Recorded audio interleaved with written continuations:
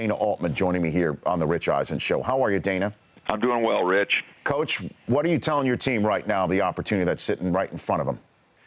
Well, we're very excited about this opportunity. It's the first time in our school's history that we're number one seed, and now we just got to make it work for us. It's a great opportunity.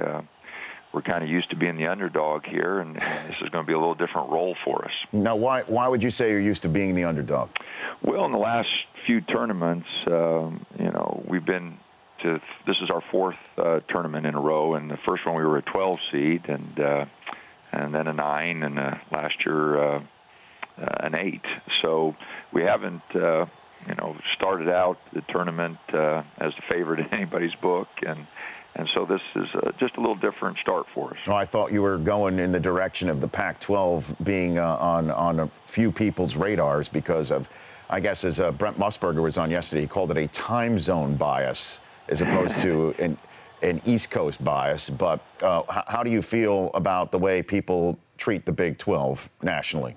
Coach? Well, Rich, there's some truth to that. A lot of people do not get the opportunity to see us play much or nearly as often as they do some of the schools on the East Coast. A number of our games, are starting at 10, 11 o'clock on the East Coast. So I think because of that, the Pac-12 doesn't get the viewership that a lot of leagues get. Because of that, people are not aware of some of the fine players that play in our league. But it's been a great year for our league. I've only been in the Pac-12 for 6 years. This is by far our deepest league. We don't maybe have the dominant team. Arizona the last 2 years, Rich, has been pretty good.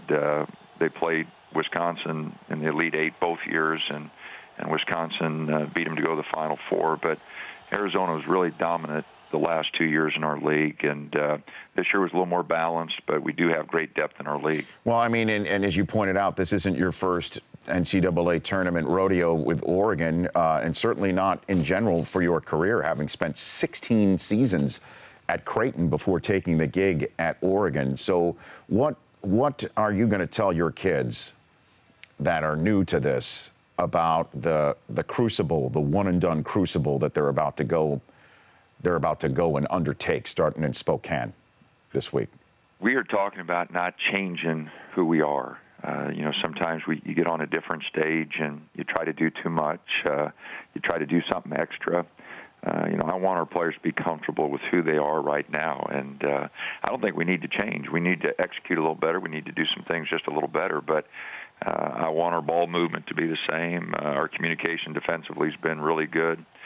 Rebounding the last 8 or 9 games has really improved. So I just want us to continue the momentum we've got and not try to do too much. I want our players to stay and remain in their roles and do the things they've been doing. And for the other number one seeds, Kansas, North Carolina, Virginia, I mean, it seems like they're on ESPN every other day.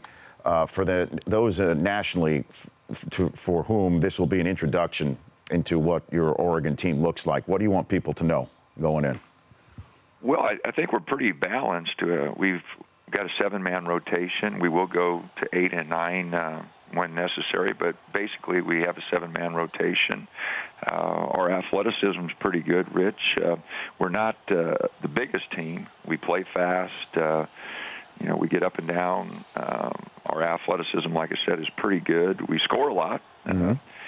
We've gotten better defensively, so I hope that continues. I think that's really important in the tournament, and we got to make sure we continue in a positive way. And plus, clearly, you have a focused team doing what you did in a conference tournament that took place in Las Vegas with a bunch of 18 to 22-year-olds, Coach. I mean, that's... Yeah.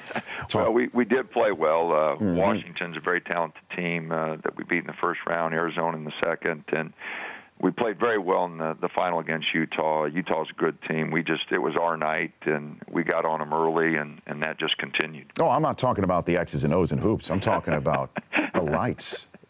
Vegas, well, what in the world is... We've got them captured there in the MGM Grand. We don't let them out. That's where we play the tournament. So they're on lockdown? We keep them on the floor. We got them under lock and key pretty good. Pretty much on lockdown. Because I imagine that's got to be, I mean, talk about stuff that you can't control. You're trying to control it as best you can, but that has to be something else. Well, it's a great atmosphere. We moved our tournament there 4 years ago, right, Rich, and it's been great for our league. It's within driving distance for Arizona and Utah, and they get the two biggest crowds because of that. But it's been good for our league. All the sessions were sold out. We're moving to the new facility they're building in Vegas, so I think it's going to be really good for our conference. So I'm on the phone with Coach Dana Altman of Oregon right here. So where do you watch Holy Cross Southern? Will you already be in Spokane by that at that point? No, we're flying up.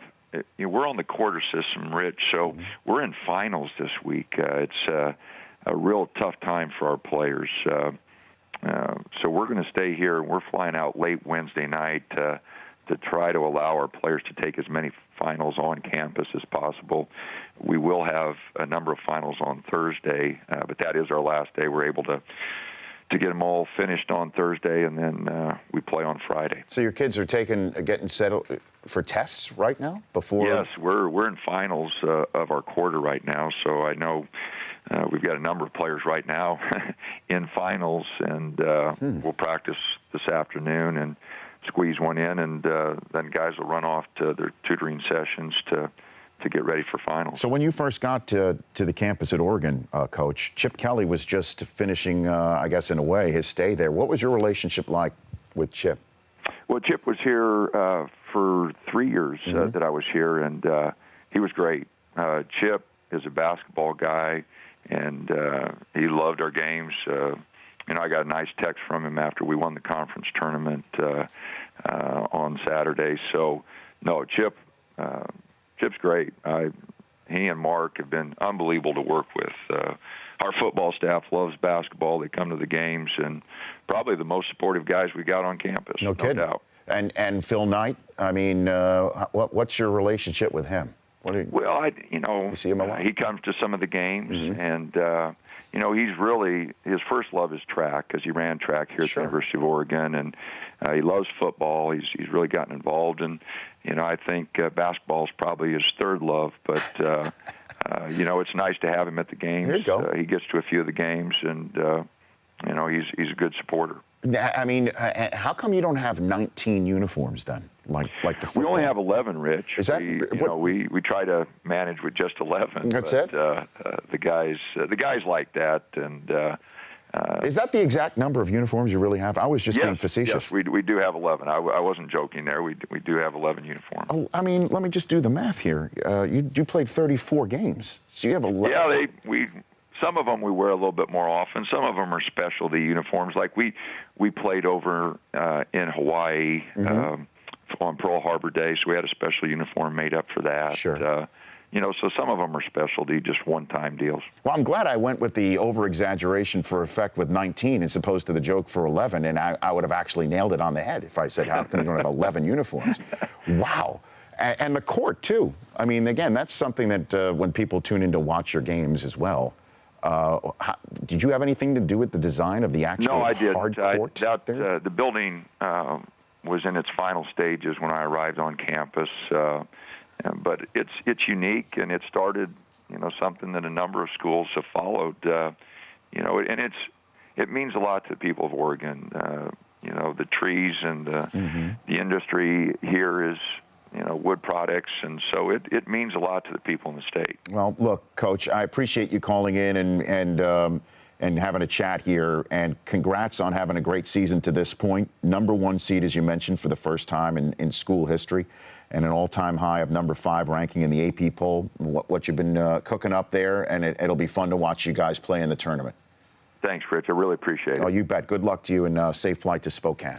Thank you. You bet. Dana Altman here. The Rich Eisen Show, weekdays at noon Eastern. On Audience.